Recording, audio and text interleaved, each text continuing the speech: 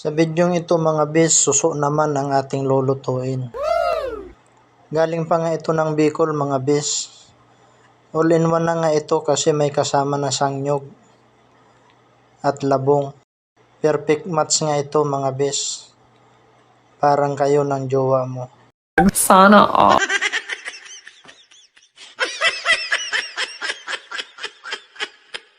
Pinakuluan ko muna yung labong dyan mga bes hanggang sa lumambot.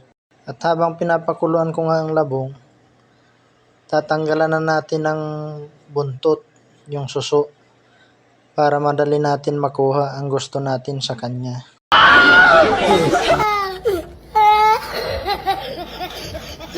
Sana all madaling nakukuha ang gusto. Charot lang yun mga bes. Hindi kasi natin makukuha ang laman yan pag hindi natin tinanggalan ng buntot. Pero bago tayo magpatuloy mga bes, kung mahilig ka sa ganitong food at nagustuhan mo ang bidyong ito, baka naman pwedeng makalambing sa inyo.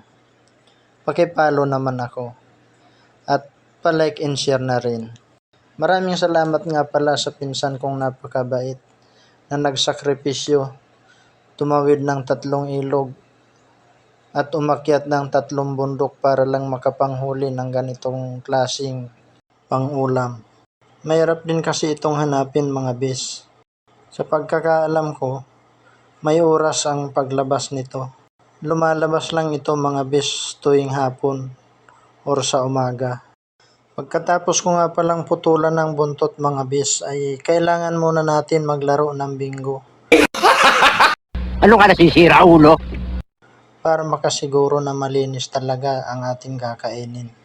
Ay anak, pinarambola na ni Lolo ang bula sa rinola ni Lola, kaya ang mata sa bula dahil may salamangkira.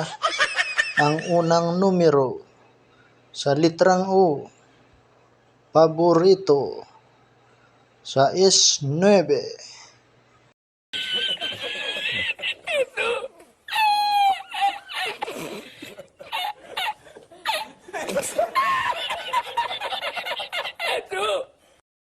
Balik tayo sa pagluluto mga bes. Sinalang ko na nga pala yung mahiwagang kawali dyan. At sabay nilagay ko na yung pangalawang gata, pati mga sangkap. At isinunod ko na rin dyan yung paborito nating suso. Maya't maya pa inilagay ko na rin yung pinakuluan nating labong. At tatakpan lang natin ito hanggang sa maiga. Habang pinapaiga natin yan, hihiwain na rin natin yung talagang bubuhay sa recipe natin ngayon. Nice. Kaunti nga lang yan mga bes kasi nagre-reklamo na yung mga kasamahan ko. Puntong yan mga bes, ilalagay ko na yung unang gata. At halo-haloin lang natin yan hanggang sa kumulo para hindi mamuo ang gata. Kaunting oras lang yan mga bes. At inilagay ko na yung ating pangpalasa, tunay na pangpalasa sa recipe natin ngayon. Hinintay ko lang maluto ang gata dyan mga bes. Pagkatapos ilalagay ko na yung aking ulam na pang pizza de peligro para medyo maganda ang kulay. Hanggang dito na lang ang ating video mga bes. Maraming salamat sa panonood nyo.